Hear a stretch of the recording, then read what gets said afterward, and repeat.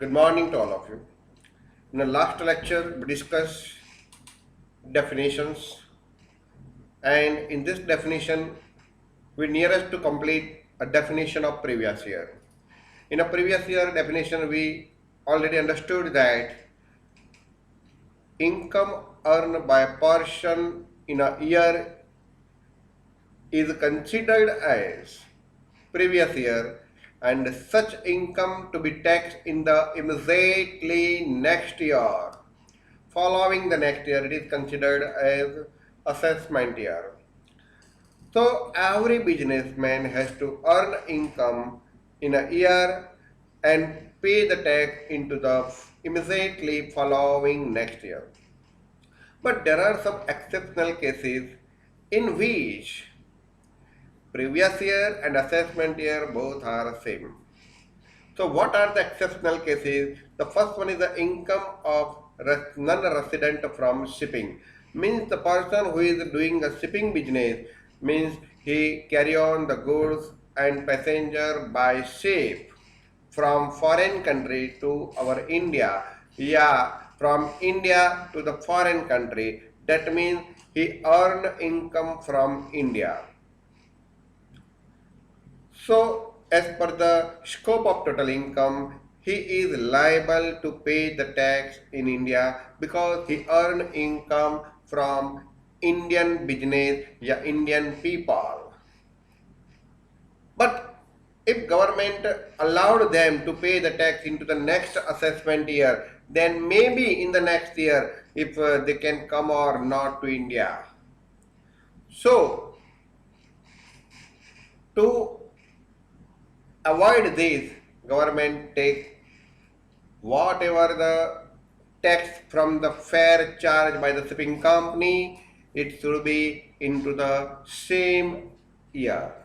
इसका मतलब એનો મતલબ એવો થયો કહેવાય કે તમે શિપિંગ બિઝનેસ દ્વારા જે ઇન્કમ કમાવો છો ભાડાના સ્વરૂપે નૂરના સ્વરૂપે પેસેન્જર પાસેથી લો તો એને ભાડું કહેવાય અને પબ્લિક પાસેથી સોરી માલ લાવતા હોય ને એના સામે તમે જે વસૂલ કરો એને નૂર કહેવાય, કેરેજીસ કહેવાય.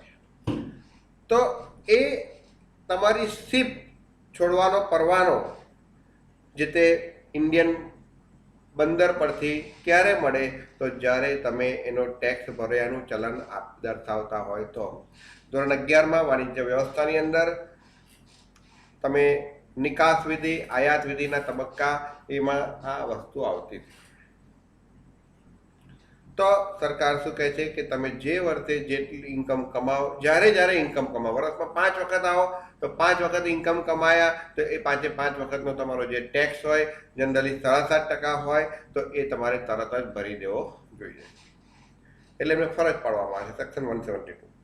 સેકન્ડ છે income of a persons living India either permanently or for a long period of time. Section 174માં દર્શાવ્યું છે કે જે વ્યક્તિ ઇન્ડિયા લીવ કરે છે, પરમિનન્ટલી લીવ કરે છે. પરમિનન્ટલી લીવ કરે છે એનો મતલબ શું થયો કે જે વ્યક્તિ ઇન્ડિયા પરમિનન્ટલી લીવ કરે છે એનો મતલબ શું થયો કે જે વ્યક્તિ ઇન્ડિયા છોડીને વિદેશમાં એને પીઆર મળી ગયા છે અને એ જતો રહે છે. જાવેદ અંસારી જતો રહ્યો, લલિત મોદી જતો રહ્યો, તમે જુઓ તો ઘણા બધા લોકો આપણા દેશમાંથી પલાયન થઈ ગયા છે.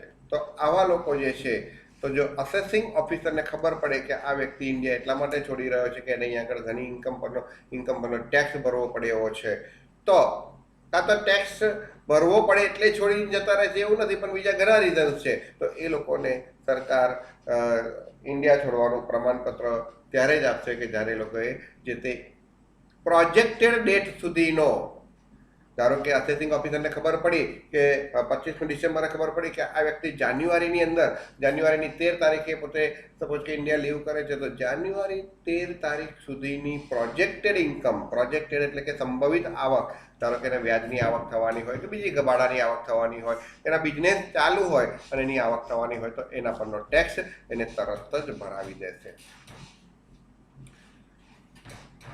થર્ડ પોઈન્ટ છે income of A bodies or association. શું કહે છે? Income of A body or association form four short duration. Date means what? કે તમે જે ઇન્કમ કમાઓ છો, કોઈક સંગઠનની રચના કરી છે, કોઈ બોડીની રચના કરી છે, કોઈ એસોસિએશનની રચના કરી છે, ટેમ્પરરી તમે કોઈ કંપની સ્ટાર્ટ કરી છે 2-4 મહિના માટે, કાં તો કોઈક એવો સંગઠનની રચના કરી છે કોઈ પરિસ્થિતિ માટે, અને ટૂંકા ગાળાનું છે, ટેમ્પરરી છે, પરમેનન્ટ નથી, તો એ લોકો જે બોડી ઓફ ઇન્ડિવિજ્યુઅલ કે એસોસિએશન ઓફ પર્સન આગળ આવશે પર્સનની ડેફિનેશનમાં, એમાં એ લોકો જે ટેમ્પરરી રચના કરી છે એના દ્વારા જે ઇન્કમ કમાય છે, તો એના ઉપર એ લોકોએ તરત જ ટેક્સ ભરવો પડે, because it is not a permanent business, permanent activities, permanent association, permanent body. Next one is the income of a person likely transfer the property to avoid tax. કે જે વ્યક્તિ ઇન્કમ પોતાનો ટેક્સ એવોઇડ કરવા માટે પોતાની મિલકત બીજાના નામે ટ્રાન્સફર કરે છે, અને ખબર પડી કે સરકારનો જે નવો નિયમ આવ્યો છે નવા નિયમમાં પોતાનો ટેક્સ વધી જાય છે, પોતાના નામે પ્રોપર્ટી હશે તો એને એવોઇડ કરવા માટે શું કરે છે? બીજાના નામે ટ્રાન્સફર કરે છે. તો income of A person likely transfer property two avoid the tax. તો એવા વ્યક્તિ પાસે એસેસિંગ ઓફિસરને જાણકારી મળે તો તરત જ એની પાસેથી ટેક્સ લઈ લેશે, અને પછી એને મંજૂરી આપશે કે હવે તમે ટ્રાન્સફર કરો. સર આવું કેવી રીતના ખબર પડે? તો જ્યારે તમે દસ્તાવેજ કરવા જાઓ ને ત્યાં જ તમે પકડાઈ જાઓ. And the last one is the income of a discontinuous business or profession. તમારો બિઝનેસ છે ડિસકન્ટિન્યુઅસ છે, પ્રોફેશન છે તો ડિસકન્ટિન્યુઅસ છે. સપોઝ કે કોરોના મહામારીને કારણે ઘણા બધા લોકોએ પોતાના બિઝનેસ નવા શરૂ કર્યા હોય, પણ એક ટેમ્પરરી બિઝનેસ છે, એમાં સફળતા મેળવેલી હોય, ઇન્કમ કમાતા હોય, તો એનો ટેક્સ એને જેવો બિઝનેસ બંધ કરીને જે ઇન્કમ થાય તરત જ ભરી દેવો પડે. તો આ થોડી ડિટેલ ડિસ્કશન કરી. Therefore, in above cases, income of the previous year may be taxed as the income of the assessment year. એના પ્રીવિયસ યરનો ટેક્સ એને અસેસમેન્ટ યર તરીકે ભરવો જોઈએ ઇમિડિયેટલી. ક્યારે? Preceding the normal assessment year. Logic behind this exception કયો છે એ પણ ગઈકાલ આપણે જોઈ ગયા. હવે એના ઓબ્જેક્ટિવ્સ આપેલા છે, એક બે સમજાવું છું, તમે જો લખવાનો પ્રયત્ન કરજો, બરાબર છે? અહીંયા હું તમને થોડું ઘણું એક્સપ્લેનેશન આપું છું. પહેલું કીધું છે દેવ, ક્વેશ્ચન 13, અહીંયા ધ્યાન રાખજો. ક્વેશ્ચન 13 શું પૂછ્યું છે તમને? કે Dev set up a new business. Dev પોતે નવો બિઝનેસ સેટઅપ કરે છે. Dev set up a new business on March 3rd, 2019. એટલે કે 3rd March 2019. તો what is the previous year for assessment year 1920? આ વર્ષ કયું કહેવાશે? 31 માર્ચ 19 દેવ પોતાનો બિઝનેસ સ્ટાર્ટ કરે છે. એટલે 3 માર્ચે પોતાનો બિઝનેસ સ્ટાર્ટ કરે છે દેવ. તો તમે જોઈ શકો છો કે 3 માર્ચે સ્ટાર્ટ કરે તો વર્ષ હંમેશા કયું હોય? Financial year. તો ફાઇનાન્શિયલ યર કયું છે? તો ફાઇનાન્શિયલ યર કયું છે? તો એપ્રિલ ટુ માર્ચ. એપ્રિલ એટલે 1st એપ્રિલ, માર્ચ એટલે 31st માર્ચ. તો એક 3 માર્ચ પછી 31 માર્ચ આવશે, એટલે 3 માર્ચ 19. તો એના પહેલા એપ્રિલ આવશે, તો 1 એપ્રિલ 2018. તો આ પ્રીવિયસ યર કયું કહેવાય? 18-19. કયું કહેવાશે? 18-19. તો 18-19 જે પ્રીવિયસ યર છે, તો એનું અસેસમેન્ટ યર એના પછી આવશે. કયું આવશે? 19-20, 19-20. તો તમને શું પૂછ્યું છે? What is the previous year? શું પૂછ્યું છે? What is the previous year for assessment year 19-20? 19-20ના અસેસમેન્ટ યરનું પ્રીવિયસ યર કયું છે? તો 19-20નું અસેસમેન્ટ યર, તેનું પ્રીવિયસ યર ક્યાંથી શરૂ થશે? તો 3rd March 2019 ટુ ક્યારે પૂરું થશે? એના પછી આવતી તરત જ 31 માર્ચ 2019. તો તમારે અહીંયા શું લખવાનું? તો previous year 3rd March 19 to 31st March 19. Answer કેવી રીતના લખવાનો?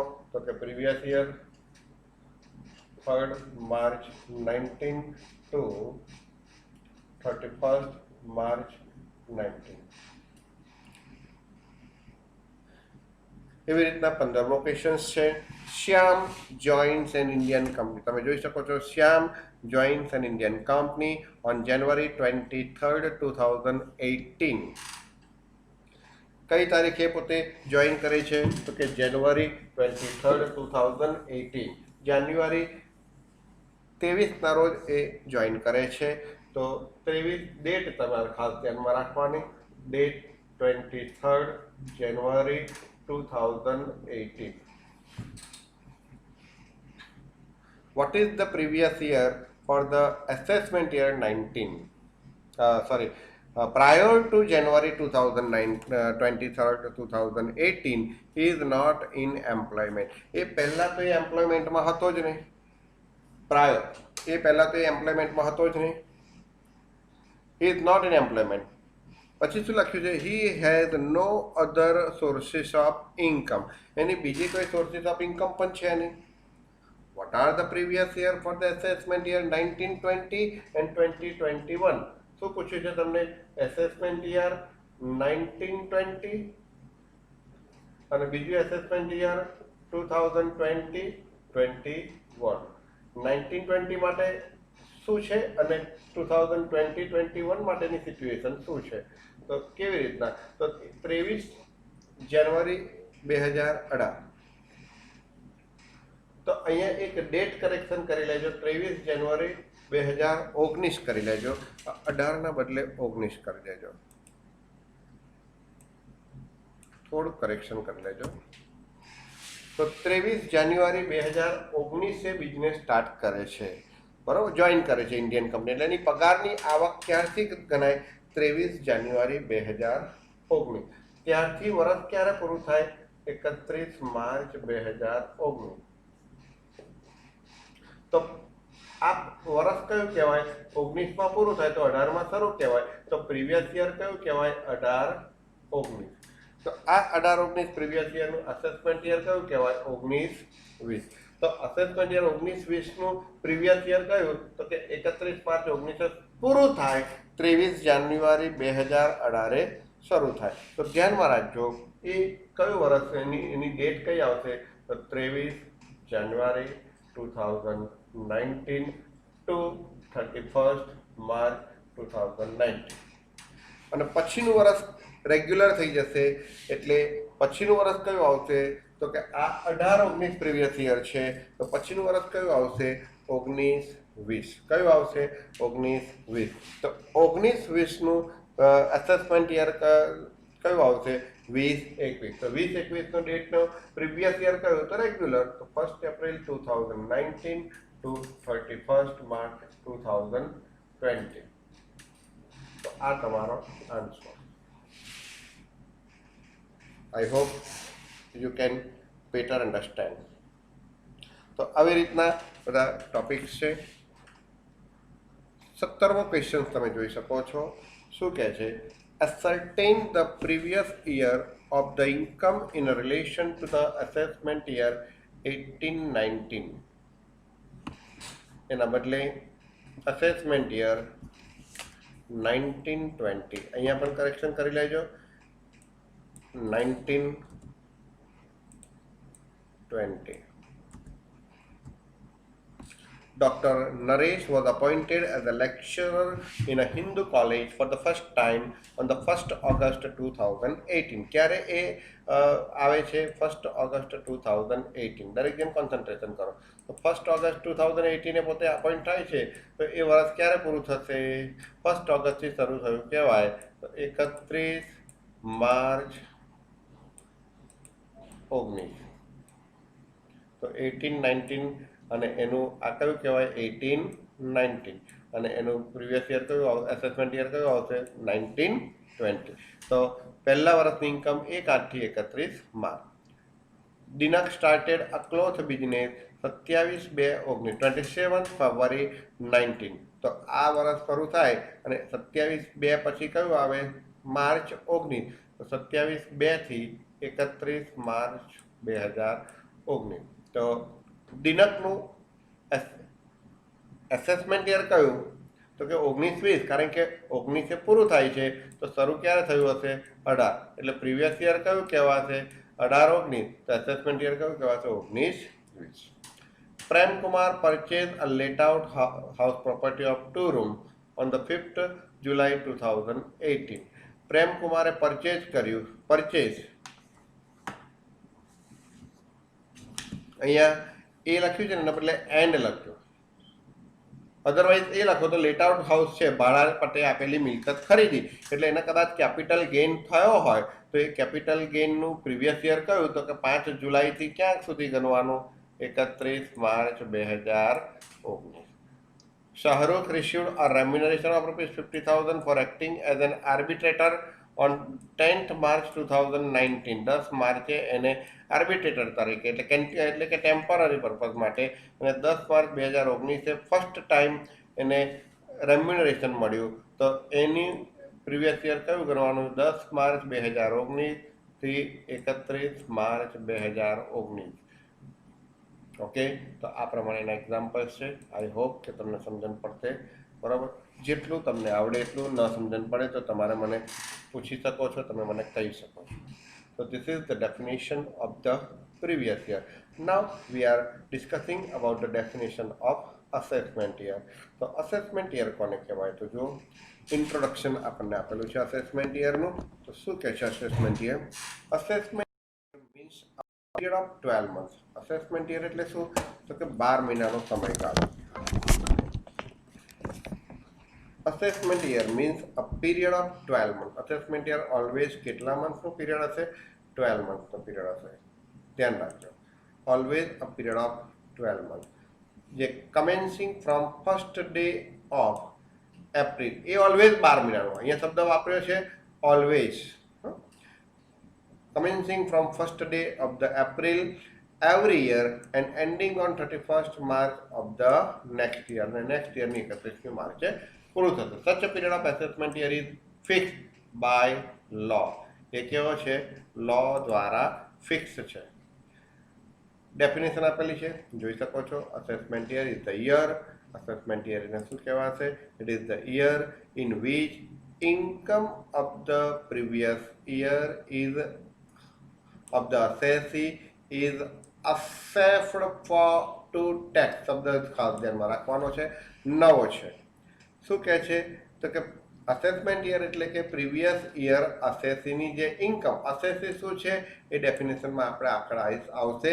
મેં સમજાયું છે, જે ટેક્સ ભરવાને લાયેબલ છે, જવાબદાર છે, એને આપણે શું કહીશું? અસેસી કહીશું. તો જે અસેસી છે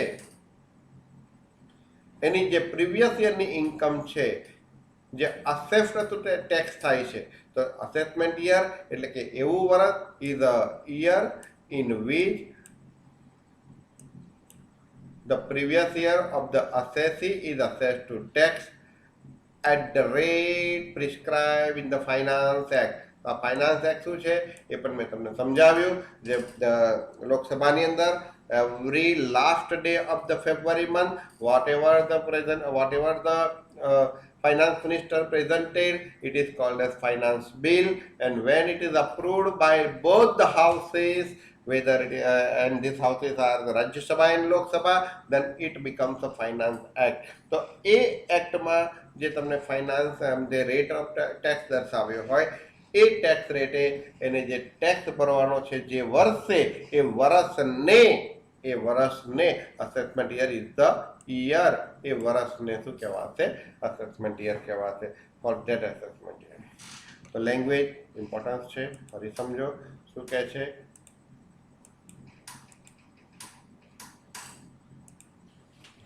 assessment year is a year એવું વર્ષ કે in which income of the previous year of assessee, કોની ઇન્કમ તો કે પ્રીવિયસ યર્સ ઓફ એસએસસી, એસએસસીની આમ તો ઇન્કમ ઓફ એસએસસી, પરંતુ કયા વર્ષની તો કે previous year of assessee is assessed to tax. હવે ટેક્સ વાતની વાત આવી એટલે કયા રેટે વાત આવી તો rate prescribe in the finance act for the assessment year.